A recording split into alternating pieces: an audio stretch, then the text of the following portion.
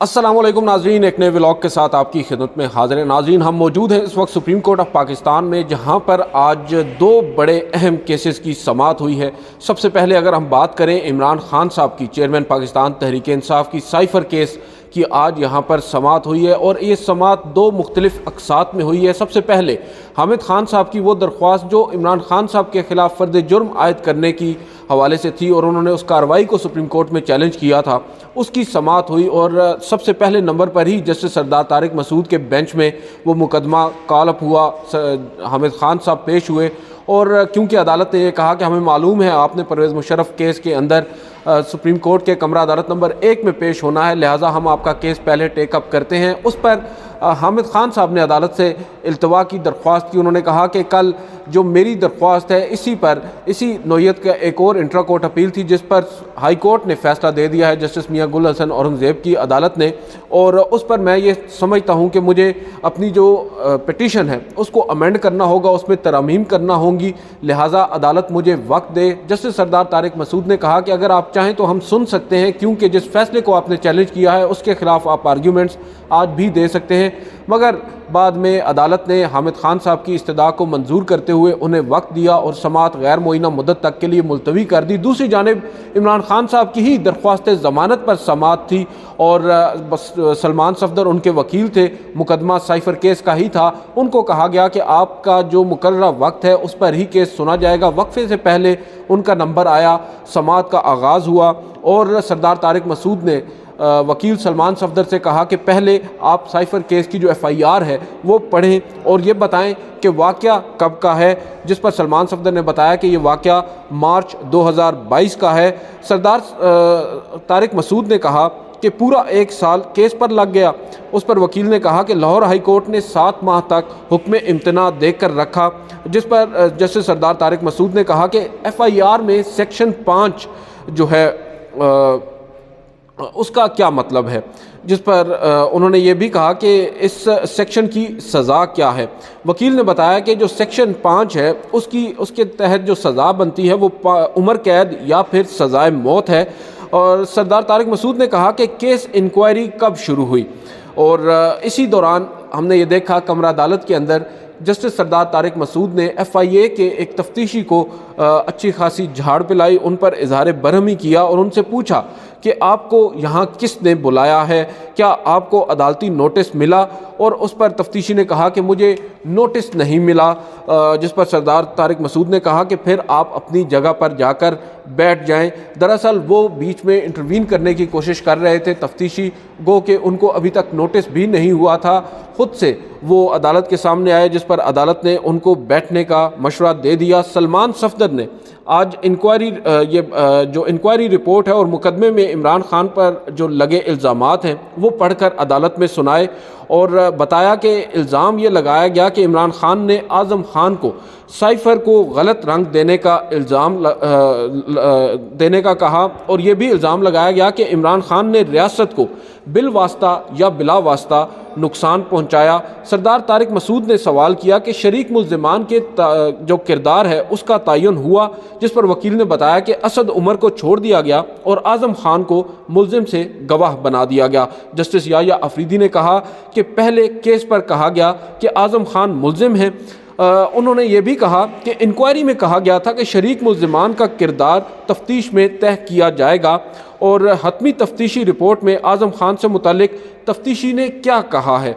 सलमान सफदर ने कहा कि तफ्तीशी ने कोई वाज़ेह मौक़िफ़ नहीं अपनाया। इसके बाद जो सलमान सफदर हैं उन्होंने कहा कि आज़म खान अगवा हो गए, उनकी फैमिली ने मुकदमा भी अगवा का ही करवाया था, और अगवा के बाद उनका जो 164 का बयान है वो अचानक से मंजर आम पर आ गया। जस्टिस सरदार तारिक मसूद ने कहा कि ऐसे फिर सच सामने आता है। वकील साहब ने कहा कि इमरान खान को सियासी इंतकाम का निशाना बनाया जा रहा है। इमरान खान की उन्होंने उम्र का बताया कि 75 साल उनकी उम्र है और साबिक वज़ीर आज़म हैं।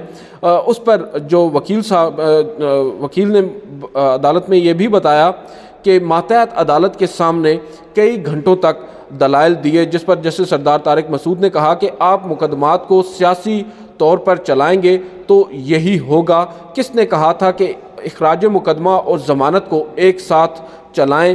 جسٹس عائشہ ملک نے کہا کہ آپ کے کیس کے مرکزی جو گراؤنڈز ہیں وہ کیا ہیں، جس پر وکیل نے یہ کہا کہ ہمارا کیس یہ ہے کہ کیس بنتا ہی نہیں ہے، جو دفعات لگائی گئی ہیں وہ جاسوسی جیسے جرائم پر لگتی ہیں، اسپیوناج پر لگتی ہیں، اور تحقیقات میں کہیں نہیں بتایا گیا کہ کہاں جاسوسی ہوئی اور کہاں ملک دشمن جو قوتیں ہیں ان کو فائدہ پہنچایا گیا۔ سردار طارق مسعود صاحب نے کہا کہ وہ یہ کہہ رہے ہیں، یعنی ریاست یہ کہہ رہی ہے کہ آپ نے سائفر کا کوڈ کمپرومائز کیا۔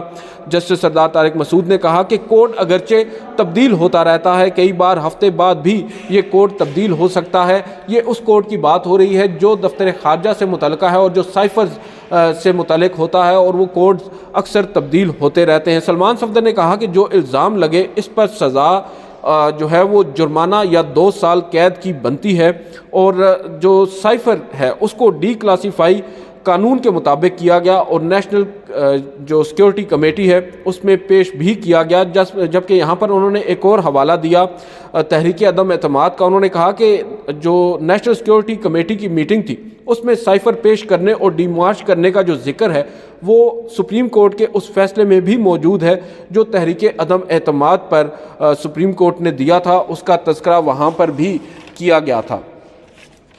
بہرحال اس کے بعد جسٹس یحییٰ آفریدی نے کہا کہ سائفر ایک سیکرٹ دستاویز ہوتا ہے یا نہیں، جس پر سلمان صفدر نے کہا کہ ڈی کلاسیفائی ہونے کے بعد سائفر سیکرٹ نہیں رہتا۔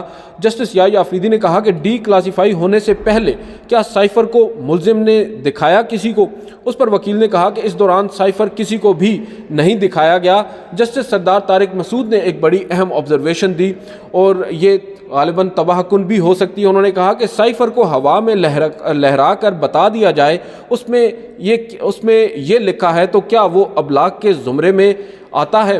اور پھر ایک موقع پر انہوں نے یہ بھی کہا کہ اگر تھوڑی بہت انفارمیشن بتا دی جائے، یعنی تھوڑی سی معلومات فراہم کر دی جائیں تو اس پر کیا ہوگا، جس پر مسکراتے ہوئے وکیل نے کہا کہ پھر سزا بھی تھوڑی ہوگی۔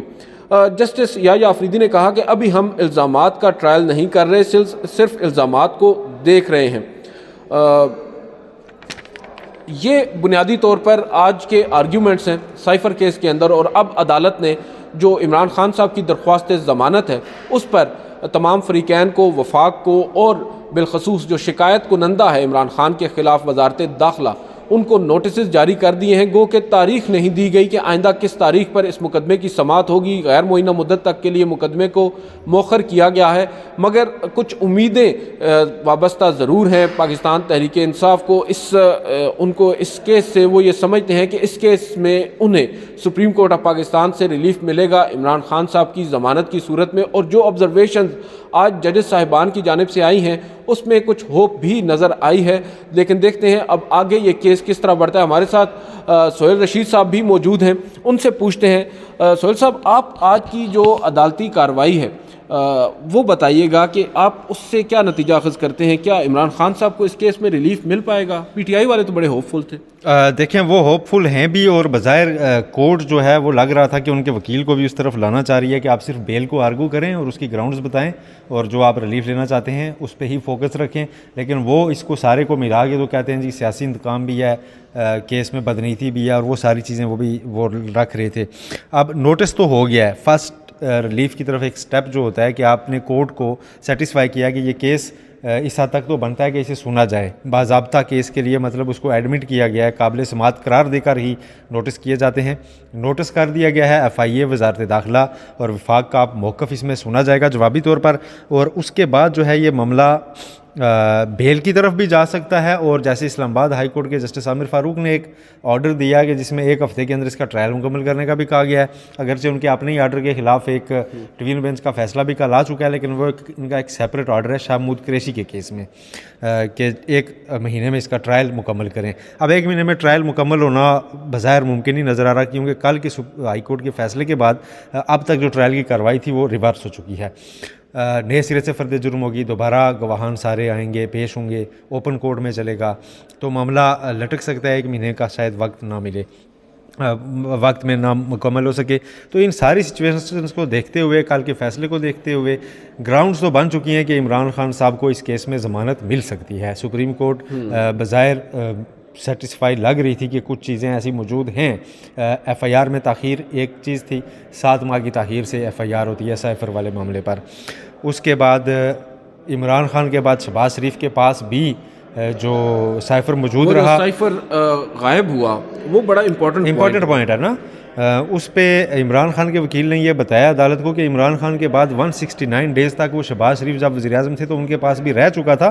اس کے بعد بتایا گیا کہ پی ایم کی تو کاپی غائب ہے. تو اگر کاپی غائب تھی تو پہلے کیوں نہیں سامنے آئی؟ عمران خان کو بنا دیا گیا جی، جبکہ زیادہ تو پھر اس میں کردار ان کا ہونا چاہیے. ہاں، تو وہ کہتے ہیں اگر کاپی غائب ہوئی ہے تو وہ سامنے آنا چاہیے تھا، اور اگر کاپی غائب ہوئی ہے تو دفتر خارجہ کو کمپلین لانی چاہیے تھی. انہوں نے کبھی بھی کوئی ایسی شکایت درج نہیں کروائی. یہ پوائنٹس جو ہیں وہ آرڈر شیٹ کا حصہ بنائے گئے ہیں وکیل کی طرف سے، اور اس کے بعد نوٹس کیا گیا ہے. لیکن آج ایف آئی اے کو جو جلدی نظر آ رہی تھی اس میں تو اگر ان کو سن لیا جاتا تو شاید کیس آج ہی ڈیسائیڈ ہو جاتا. ایف آئی اے تو اپنی وہ ساری فائلیں اٹھا کے لائے ہوئے تھے، تفتیشی افسر ان کے بغیر نوٹس ہوئے. وہ کہتے ہیں جی کاز لسٹ ہم نے دیکھ لی تھی تو بس آ گئے تھے. تو ان کی کافی پھر جیسا آپ پہلے بتا چکے ہیں کہ بتا چکے ہیں کہ ان کی سرزنش بھی ہوئی، نوٹس ان کو ہو گیا، لیکن آئندہ کی تاریخ نہیں پڑی. یہ ایک الارمنگ ہو سکتا ہے عمران خان صاحب کے لیے. اور جیسے سردار طارق مسعود صاحب نے انہوں نے کہا کہ کورٹ وہ دے گی، آفس ہی طے کرے گا ڈیٹ. تو آفس شاید وہ ڈیٹس دیکھ کے تو شاید کوئی جلدی کی ڈیٹ بھی رکھ دے. تو سائفر کیس میں ان کو ضمانت مل جائے گی. لیکن پھر بات وہی ہے کہ اس میں شادیانے بھی نہیں بجا سکتے پی ٹی آئی والے. آپ نے کہا کہ وہ خوش ہوں گے اس لیے کہ عمران خان اس کے اوپر ایک اور کیس میں اب اریسٹ ہو چکے ہوئے ہیں. اس پہ وہ ریمانڈ پہ ہیں جیل کے اندر ہی، نیب کے کیس میں. اب اس میں وہ رہا ہوں گے تو پھر بھی رہیں گے جیل میں. ایک رکاوٹ ہٹ جائے گی، اور جو سنگینی ہے نا جو اس سے جڑی ہوئی سائفر سے ایک ماحول بنا ہوا ہے اس میں ڈینٹ پڑنا شروع ہو گئے ہیں کل سے لے کے. کل جو ہائی کورٹ نے فیصلہ دیا ہے وہ اس طرح سے آگے ان کو پورے ٹرائل میں فیور کرے گا کہ وہ کہیں گے پروسیکیوشن کی بدنیتی جگہ جگہ سے واضح تھی کہ انہوں نے ہمیں اتنی جلدی میں جیل ٹرائل کر کے سزا دینے کی کوشش کی کہ جس کو ہائی کورٹ نے غیر قانونی قرار دے دیا کہ اس کی کوئی ویلیو نہیں ہے، اور وہ سارا معاملہ ریورس ہوا. تو ہم کو اتنے عرصے انہوں نے گرفتار بھی رکھا، ایف آئی آر بھی تاخیر سے درج ہوئی تھی، اور بظاہر اس کی وہ خلاف. پھر اس کے بعد آج جو سپریم کورٹ کو بتایا ان کے وکیل نے، انہوں نے یہ کہا کہ جو الزام لگایا گیا ہے اس کے تحت جو دفعات بنتی ہیں ان میں سزا جرمانہ یا پھر 2 سال قید ہی ہو سکتی ہے. لیکن انہوں نے ان الزامات پہ دفعات وہ شامل کر دی ہیں جس پہ سزائے موت اور عمر قید بھی ہو سکتی ہے، جو کہ بنتی نہیں ہے. سزائے موت اور عمر قید آفیشیل سگریٹ ایکٹ میں انہوں نے عدالت کے سامنے یہ موقف رکھا کہ صرف تب بنتی ہے جب کسی نے کسی دشمن ملک کو فائدہ پہنچایا ہو یا پھر جاسوسی کی ہو. تو جاسوسی اور دشمن ملک کو فائدہ نہ انکوائری رپورٹ میں ایف آئی اے کی نہ ایف آئی آر میں ہے. تو پھر وہ دفعات کیسے لگیں؟ لہٰذا یہ کیس ہی نہیں بنتا. وہ بار بار اس طرف جا رہے تھے. تو اس پر جسٹس سردار طارق نے انہیں ٹوکا کہ آپ سیاسی طور پہ جب کیسز چلاتے ہیں تو ایسا ہی ہوتا ہے. آپ نے ایف آئی آر میں تاخیر بتا دی، آپ نے بتا دیا عمران خان 60 سال سے زیادہ کی عمر کے ہیں. آپ اب بتائیں گے کیا کیس فردر انکوائری کا ہے تو آپ بیل کی طرف جائیں. اچھا چلیں، اس کیس میں تو ہم نے دیکھ لیا کہ اب کچھ چیزیں سامنے آ رہی ہیں، کچھ سمپلیفائی ہو رہا ہے کیس. ایک اور بڑا اہم مقدمہ ابھی ہم دونوں اٹھ کر آئے ہیں کمرہ عدالت نمبر 1 سے. سابق فوجی آمر پرویز مشرف صاحب کا جو سنگین غداری کا مقدمہ ہے، اس میں جو لاہور ہائی کورٹ کا ایک فیصلہ تھا جو جسٹس مظاہر علی اکبر نقوی کی سربراہی میں 3 رکنی ایک فل بینچ نے دیا تھا، اور جو خصوصی عدالت تھی، جس خصوصی عدالت کے سیٹھ وقار صاحب جس خصوصی عدالت کو ہیڈ کر رہے تھے، انہوں نے پرویز مشرف کو سنگین غداری کا مرتکب قرار دیتے ہوئے سزائے موت سنائی. لاہور ہائی کورٹ میں ایک ریٹ پٹیشن فائل ہوئی. اس ریٹ پٹیشن پر فیصلہ کرتے ہوئے نہ صرف اس فیصلے کو کالعدم قرار دے دیا گیا بلکہ اس عدالت کو بھی غیر آئینی قرار دے دیا. اب وہ فیصلہ 4 سال کے بعد یہاں پر آیا ہے، اس کو فکس کیا گیا ہے. حامد خان صاحب نے گزشتہ روز بھی دلائل دیے، آج بھی دلائل دیے.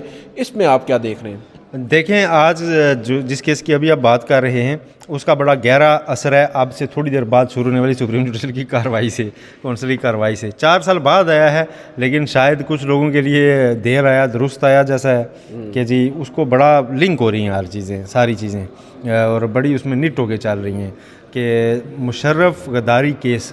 اس میں آج سپریم کورٹ جائزہ لے رہی تھی کہ لاہور ہائی کورٹ نے جو خصوصی عدالت جس نے ان کا ٹرائل کیا تھا اس کو غیر قانونی قرار دینے کا جو فیصلہ دیا تو لاہور ہائی کورٹ کا اختیار کیا تھا. اب لاہور ہائی کورٹ کو ذرا ایلوبریٹ کر لیتے ہیں. لاہور ہائی کورٹ میں وہ کیس سنا تھا جسٹس مظاہر علی اکبر نقوی نے, جن کے خلاف ایک اور شخصیت بھی ہیں اس میں, جسٹس امیر خان بھٹی جو آج چیف جسٹس ہیں لاہور. ہاں جی, تو ہاں ایک تیسرے جج تھے وہ ریٹائر ہو گئے. ہاں, تو اب موجودہ چیف جسٹس کے اوپر بھی پیچھے کافی باتیں آتی رہی لیکن ہم اس پہ نہیں جا رہے. مظاہر نقوی صاحب کے خلاف آج مسلسل تیسرے دن یعنی ڈے ٹو ڈے آپ کہہ سکتے ہیں چل رہی ہیں. آج بھی سپریم جوڈیشل کونسل کی کارروائی ہونی ہے اور ممکنہ طور پر ان کو غالب امکان یہی ہے کہ آج دوسری بار نوٹس ہوگا اور اس بار تفصیلی شوکاز نوٹس جو ہے وہ جاری کیا جائے گا. تو اب جب یہاں پہ مشرف غداری کیس میں لاہور ہائی کورٹ کا جائزہ لیا جا رہا تھا تو بیسیکلی وہ بھی مظاہر نقوی صاحب کے فیصلے کا جائزہ لیا جا رہا تھا کہ انہوں نے کیسے اس وقت مشرف کو یہ ریلیف دیا, کیسے دائرہ اختیار اخذ کیا. اور چیف جسٹس نے یہ ریمارکس دیے کہ بڑا حیران کن ہے کہ انہوں نے اس پہ اپنی جورسڈکشن ازیوم کی جبکہ ان کے پاس مکمل انصاف جیسی کوئی 187 کی پاور جو سپریم کورٹس کے پاس ہوتی ہیں, سپریم کورٹ کے پاس ہوتی ہے, وہ ہائی کورٹس کے پاس نہیں ہوتی. تو انہوں نے اس کو کیسے استعمال کیا اور جو ریلیف مانگا بھی نہیں وہ دے دیا کہ پوری عدالت ہی آپ نے اڑا دی. اور پھر ہائی کورٹ کا جج ہوتے ہوئے آپ کے ہائی کورٹ کے ایک جج اس میں خصوصی عدالت میں شامل تھے, 3 ہائی کورٹ کے مختلف ججز تھے, تو آپ نے ہائی کورٹ کے ججز کے خلاف ہی فیصلہ دے دیا. یہ سارے ریمارکس اور کوسچنز جو ہیں چیف جسٹس قاضی فائز عیسیٰ کی جانب سے آج ریز کیے گئے ہیں جسٹس مظاہر علی اکبر نقوی والے بینچ پہ جو جب ہائی کورٹ کا جج ہوتے ہوئے انہوں نے یہ فیصلہ دیا تھا. اور اب اسی مائنڈ کے ساتھ تھوڑی دیر کے بعد انہوں نے ان کے خلاف آئی شکایت کا بھی جائزہ لینا ہے. تو یہ ایک پورا ماحول بن کے تو جسٹس مظاہر علی اکبر نقوی کے آج کل 2 بندے جو ہیں گردش میں ہیں نا, 2 بندے گردش میں نہیں کہہ سکتے ابھی چلیں, 2 بندے جو ہیں نا وہ لائم لائٹ میں, ایک ہمارے محترم اظہر صدیق صاحب اور ایک جسٹس مظاہر علی اکبر نقوی صاحب. ان کی چیزیں بڑی لنک ہو کے چل رہی ہیں. جنرل فیض امید تو سر اوپر ہے نا ان سے, وہ تو ہر جگہ پر ہیں, وہ تو آپ چکوال سے تو چلیں یہاں بھی ان کو شامل کر لیں.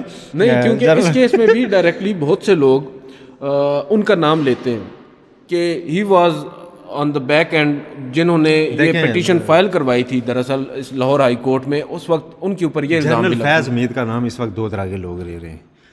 کون کون؟ ایک جو جینونلی ان سے کسی نہ کسی طرح سمجھتے ہیں کہ وہ اگریوڈ ہیں, ایک وہ جو کسی اور کا نام لے نہیں سکتے تو وہ کہتے ہیں جنرل فیض کا نام تو بیچیے نا. ٹھیک ہے, ندیم انجم صاحب کا نام لیں ہم, ان کا تعلق نہیں بنتا ہے اس میں. مطلب کسی کا کوئی نام اگر کوئی نہیں لے سکتا تو جنرل فیض امید کا لیتا ہے اب, اور بڑا کھلے عام لیتے ہیں اور ہم بھی لے رہے ہیں. بالکل ہم بھی کہہ رہے ہیں لیکن ہم اس وقت بھی لے رہے تھے سر, اور تھوڑا سا ڈرتے بھی تھے, یہ کر دیا وہ کر دیا. چلیں ٹھیک ہے, ان کا بھی نام ہوگا. ایک چیز اس میں بڑی امپورٹنٹ آج حامد خان صاحب نے کہی اور اس کے اوپر بڑا مذاق بھی اڑا. حامد خان صاحب نے کہا کہ یہ جو کیس ہے, اس کیس کا جب فیصلہ ہو رہا تھا تو تمام فریقین سیم پیج پر تھے. وہ ذرا بتائیں. سیم پیج بڑا آج زیر بحث ہے سپریم کورٹ میں. سیم پیج اس لیے آیا جی کہ جب جورسڈکشن کی بات ہوئی تو جسٹس اطہر اللہ نے پوچھا کہ کیا وفاق نے بھی اس وقت اعتراض نہیں اٹھایا لاہور ہائی کورٹ کے سامنے کہ آپ کا دائرہ اختیار نہیں بنتا؟ تو حامد خان صاحب نے کہا کہ نہیں, بظاہر سیم پیج پہ تھے سارے, تو انہوں نے کوئی اعتراض نہیں اٹھایا. تو جسٹس منصور علی شاہ نے کہا کہ یہ سیم پیج کوئی کانسٹیٹیوشنل ڈاکومنٹ ہے, کوئی آئینی دستاویز ہے جس کے اوپر سارے ہو جاتے ہیں. تو بڑا ایک دلچسپ ماحول تھا اس میں. عدالتی معاون کا بھی پوچھا انہوں نے کہ کیا عدالتی معاون جو مقرر ہوئے انہوں نے بھی اعتراض نہیں اٹھایا, وہ بھی سیم پیج پہ تھے. انہوں نے کہا جی وہ بھی بیرسٹر علی ظفر صاحب تھے. اور اس کے بعد ایک دفعہ آخر میں جسٹس اطہر من اللہ نے اظہار تفنن ان سے پوچھا کہ کیا یہ کوئی کانسٹیٹیوشنل آرگیومنٹ ہے جو سیم پیج کی آپ بات کر رہے ہیں؟ تو اس پر justice Qazi Faez Isa chief justice of Pakistan مسکرائے اور انہوں نے حامد خان صاحب سے کہا کہ یہ اب آپ کے ساتھ مذاق کر رہے ہیں, آپ اپنے لیگل پوائنٹس پر آئیں. اور اس کے بعد آج ہم نے دیکھا کہ چیف جسٹس قاضی فائز عیسیٰ حامد خان صاحب کو ججمنٹ کے بارے میں بھی پڑھا رہے تھے کہ ججمنٹ ہوتی کیا, اور ہمیں آپ بتائیں پہلے کہ ججمنٹ کیا ہوتی ہے. میں آپ کو ایک چیز مختصر کر دیتا ہوں, آسان سمجھاتے ہیں آپ کے ویورز کو. لاہور ہائی کورٹ کے فیصلے کا ڈیفینڈ کرنے کے لیے اس وقت سپریم کورٹ کے سامنے کوئی موجود نہیں ہے. اس کو جو چیلنج کیا گیا تھا صرف اپیلنٹ موجود ہیں, اور ایڈیشنل اٹارنی جنرل کہہ چکے ہیں کہ وفاق بھی اس کو ڈیفینڈ بھی نہیں کرے گی, اس کے خلاف اپیل کی حمایت بھی نہیں کرے گی, یعنی اس کو ڈیفینڈ نہیں کرے گی. تو یہاں پہ مخالف فریق کوئی بھی موجود نہیں ہے جو لاہور ہائی کورٹ کے فیصلے کا دفاع کرے گا. جی ان بنیادوں پہ دیا گیا. تو یہ نا کوئی آیا نہیں ہے. دیکھیں کوئی نہیں آیا نا, کوئی, میں کہہ رہا ہوں وفاق نے کرنا تھا, نہیں کر رہے نا. ٹھیک ہے, اظہر صدیق صاحب یہاں موجود نہیں ہیں, وہ باہر ہیں. تو اب سچویشن یہ ہے کہ جب اس کا کوئی ڈیفینس کرنے والا موجود نہیں ہے تو ایسے میں لاہور ہائی کورٹ میں ہوئی کارروائی کا سارا ریکارڈ منگایا گیا تھا. وہ ریکارڈ کل حامد خان صاحب کو دکھایا گیا ہے کورٹ سٹاف کی جانب سے. انہوں نے ڈیٹیل میں وہ ریکارڈ دیکھا ہے اور آج انہوں نے اس ریکارڈ کی روشنی میں اپنی جو ہے نا آرگومنٹس کورٹ کے سامنے پیش کیے اور بتایا کہ جی اوتھ کمشنر تک نے تصدیق کی ہوئی تھی مشرف کی فائلنگ سے پہلے، جو ایک ضروری پروسیجر ہے، اور بظاہر ایسا تاثر دیا گیا کہ مشرف بیرون ملک ہوتے ہوئے یہاں آ کے پیش ہوئے ہیں اوتھ کمشنر کے سامنے. وہ میرا خیال ہے اس میں تھوڑی سی مسکنسپشن یہ ہے کہ انہوں نے شاید پاور آف اٹارنی کسی کو دے رکھا تھا اور اس کے ذریعے ان کی وہ درخواست کے سارے جو ہے نا مراحل طے پائے تھے. لیکن بہرحال اس میں جورسڈکشن کا ایرر اب سرفیس ہو رہا ہے، اور لاہور ہائی کورٹ کا فیصلہ جو ہے اس کو کلعدم کیے جانے کا امکان موجود ہے. اور اگر وہ کلعدم نہیں بھی ہوتا تو کورٹ یہ کہہ رہی ہے کہ اس کے بعد بھی خصوصی عدالت برقرار تھی اور اس کا فیصلہ بھی برقرار ہے. تو الٹیمیٹ مجھے فیٹ یہ لگ رہا ہے یہاں پہ اس ساری کارروائی کا کہ عدالت ڈکلیئر کر دے گی کہ خصوصی عدالت کا فیصلہ موجود ہے، اور لاہور ہائی کورٹ کا اس کو کلعدم قرار دینے کا فیصلہ سیٹیسائڈ ہو جائے گا کہ وہ کلعدم کر دیا جائے گا. اور اس کے بعد خصوصی عدالت کے فیصلے کے خلاف جو سزائے موت کی تھی، جس میں جسٹس وقار سیٹھ کا مرحوم کا بڑا ایک پیراگراف بھی تھا کہ جی وہ اگر مر جائیں تو ان کو آ کے ڈی چوک پہ پھر بھی پھانسی لگائی جائے، شاید اس کو حذف کر دیا جائے کیونکہ اب وہ فوت ہو چکے ہوئے ہیں. وہ تفصیلی ججمنٹ کا حصہ نہیں ہے. ہاں، تفصیلی ججمنٹ کا حصہ نہیں ہے، وہ ایک نوٹ اب ان کا ہے. بہرحال جی، تو وہ اینڈ پہ یہ ہو جائے گا کہ مشرف کی فیملی اس کو اپیل کی پیروی چاہتی نہیں تو وہ خارج ہو جائے گی، اور وہ چونکہ وہ فیصلہ برقرار رہے گا، تاریخ کے پنوں میں برقرار رہے گا کہ جی ایمرجنسی لگانے والے کو، مارشل لا لگانے والے کو ہم نے بعد از مرگ اس کی سزائے موت کا فیصلہ برقرار رکھ دیا تھا، اور عدلیہ نے بڑا اچھا فیصلہ دیا تھا. اور یقیناً اگر اس کے اچھے فیصلے کے مستقبل پہ اثرات ہوتے ہیں اور آئندہ ایسا کوئی اقدام دوبارہ نہیں ہوتا پھر تو یہ اچھا ہی سمجھا جائے گا. ورنہ 12 اکتوبر 1999 کے بعد موشن ٹوٹے گا کم از کم. 12 اکتوبر 1999 کے بعد عدلیہ یہیں تھی جب پرویز مشرف نے اس ملک پہ رول کیا ہے، ڈنکے کی چوٹ پہ رول کیا ہے، اور ان کے اوپر غداری کا مقدمہ 3 نومبر کی ایمرجنسی پہ ہو رہا ہے، 12 اکتوبر 1999 کے اوپر نہیں ہو رہا.